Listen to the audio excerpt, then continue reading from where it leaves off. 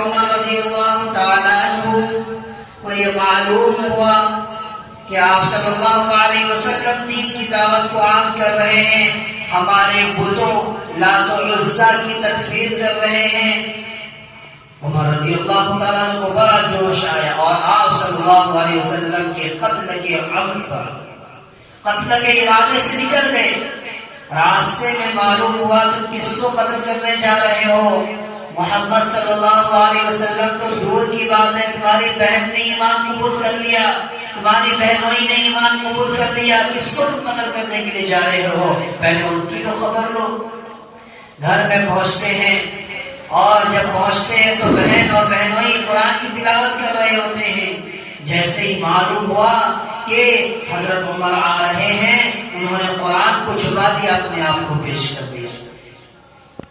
اے خباب، اے میری بہن، میں نے سنا ہے تم قرآن کی تلاوت کر رہے تھے، میں نے سنا ہے تم محمد صلی اللہ علیہ وسلم پر ایمان لے آئی ہو، ایمان کا انکار کر دو۔ لہذا بہت ظلم و ستم کیا گیا، بہت مارا گیا، پیٹا گیا۔ آخر میں دیکھا کہ میری بہن ہے، آخر بھائی کے اندر ایک جذبہ بہن کی محبت ہوتی ہے کہ میری بہن پٹنا منظور کر رہی ہے، مار کھانا منظور کر رہی ہے، لیکن ایمان کو نہیں چھوڑتی۔ اس ایمان میں کیا پاور ہے، اس ایمان میں کیا طاقت ہے؟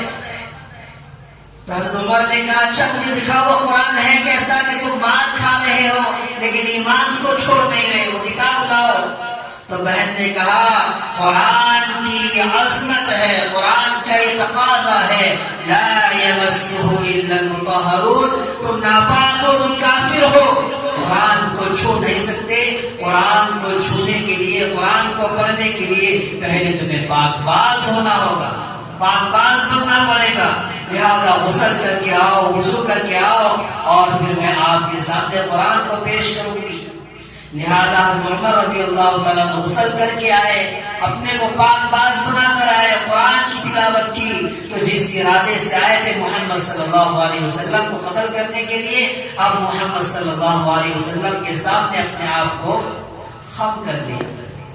لوگ یہ سمجھ رہے تھے، دوسرے صحابہ یہ سمجھ رہے تھے محمد صلی اللہ علیہ وسلم جو ہے، حضرت عمر رضی اللہ تعالیٰ عنہ جو ہے ہمیں قتل کرنے کے لیے، محمد صلی اللہ علیہ وسلم کو قتل کرنے کے لیے آ رہے ہیں۔ لیکن اللہ تبارک و تعالیٰ نے بذریعہ وحی آپ صلی اللہ علیہ وسلم کو پیغام پہنچا دیا تھا کہ محمد بن عبداللہ، آپ حضرت عمر جو ہیں پہلے جو آ رہے تھے آپ کے قتل کے ارادے سے آ رہے تھے، لیکن آپ نے جو دعا مانگی تھی، اے اللہ یا تو ابو جہل کو ایمان نصیب فرما، یا تو پھر اے اللہ عمر کو ایمان نصیب فرما، ان دونوں میں سے جو بھی ایمان لے آئے گا مسلمانوں کو شوکت مل جائے گی، ایک طاقت مل جائے گی، اور مسلمان جو ہے اپنی بچاؤ، اپنی ڈیفینس کر سکتے۔ لہذا آپ صلی اللہ علیہ وسلم نے دعا کیا، یا تو ایمان ابو جہل کو مل جائے اللہ، یا تو حضرت عمر کو مل جائے۔ تو اللہ تبارک و تعالی نے حضرت عمر کو ہی ایمان کے لیے منتخب کیوں فرمایا؟ یہ بڑا پوائنٹ۔ تو اللہ تبارک و تعالی نے اور محدثین نے آپ صلی اللہ علیہ وسلم نے کچھ نکات سے، کچھ احادیث سے محدثین نے ایک نکتہ بیان کیا ہے کہ وہ دعا حضرت عمر کے حق میں کیوں قبول ہوئی اور ابو جہل کے حق میں کیوں قبول نہیں؟